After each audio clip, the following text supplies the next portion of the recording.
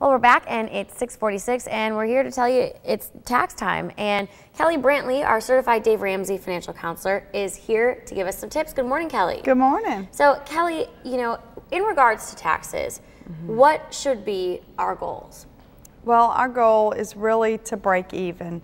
We really don't want to have to pay the IRS, and then we really don't want to get too much back from the IRS either. So our goal is really just to break even. And it's interesting that you say to break even, because in my mind I always think, oh, I want the most possible back from that return. But the reason being that you don't want to get all that money at one time is what? Right.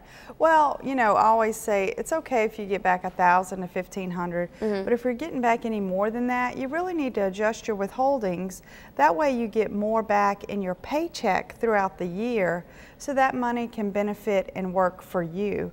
And then that way you earn interest on your money instead of the IRS earning interest and holding your money all year long. Definitely a good point. That's something I never had thought of until we started discussing this. So now another thing too, I think that can make tax time tricky is for people who have their own businesses or they're self-employed.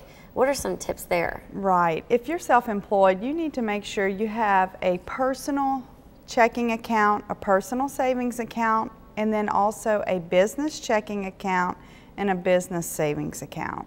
Okay, so you need to have the four of them. And now what is the reasoning for having those four different categories? Well, that way when you're paid from a client or customer, you can make sure you set aside 20 to 30% off the top into that business tax savings account.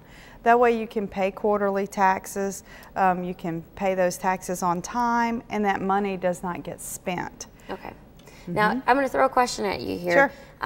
If someone's getting, you know, a large return back and they're thinking, okay, you know, I have some debt that I need to pay off here, but I'd also like to put some money in savings. What is going to be the best way for them to take that? You know, maybe they get $1,000, $1,500.